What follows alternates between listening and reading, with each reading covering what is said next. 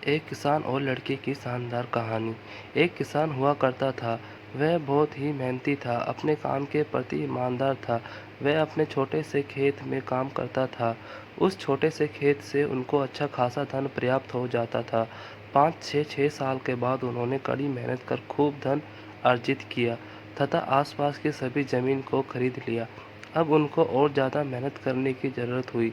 वह अकेले इस कार्य को करने में समर्थ नहीं थे, इसलिए उन्होंने वर्कर रखने के लिए अखबार में इश्तिहार छपवा दी तथा इंटरव्यू लेने के लिए बहुत से लोगों को बुलाया। वह सभी से सवाल करते हैं कि आपको एग्रीकल्चर के बारे में नॉलेज है, यानी खेती बाड़ी का कौन सा काम आता है।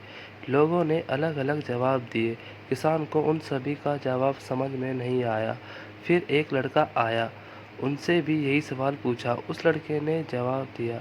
उसकी इस जवाब को सुनकर किसान को अटपटा जरूर लगा, लेकिन उसको काम पर रख लिया। किसान ने उससे पूछा था कि तुम क्या करोगे। उस लड़के ने बहुत ही प्यारा सा जवाब दिया, जब तूफान आएगा तब मैं आराम से सो जाऊंगा। किसान को ये जवाब अटपटा जरूर लगा, लेकिन उस लड़के को काम में रख लिया। अब इसका क्या मतलब है, आइए देखते हैं। वह लड़का किसान की हर काम में मदद करता, खेतों की रक्षा करता। एक दिन किसान दौड़ते हुए आया, उस लड़के को ढूंढ रहा था क्योंकि तूफान हुआ था। उन्होंने देखा कि वह लड़का आराम से सो रहा था। किसान अपने मन में कहने लगे, देखो इस पागल आदमी को कैसे सो रहा है। इसे तो अपना काम करना चाहिए, बैलों को बांधना चाहिए, खेत की रक्षा करनी चाहिए। किसान अंदर गए और उस लड़के को उठाए और बोला, तुम्हें अपना कार्य मालूम नहीं है क्या?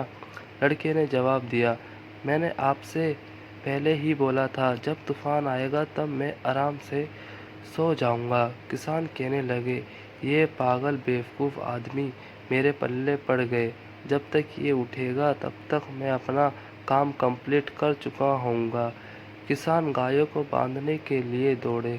जब वहां पहुंचे तब उन्होंने देखा कि सभी कार्य पहले से ही हो गया था। कहानी से सीख।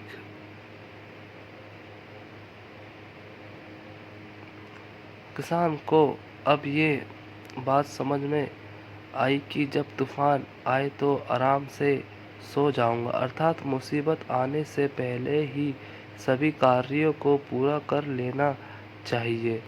बहुत से किसानों का यही हाल है कि वह मुसीबत आने पर ही कार्य को करने के लिए दौड़ते हैं, पहले से कार्य को करके नहीं रखते हैं। हमें इस लड़के से सीख लेनी चाहिए तथा अपने जीवन में भी इसी पाठ का अनुसरण करना चाहिए। आपको ये कहानी कैसी लगी, हमें कमेंट करके ज़रूर बताएं।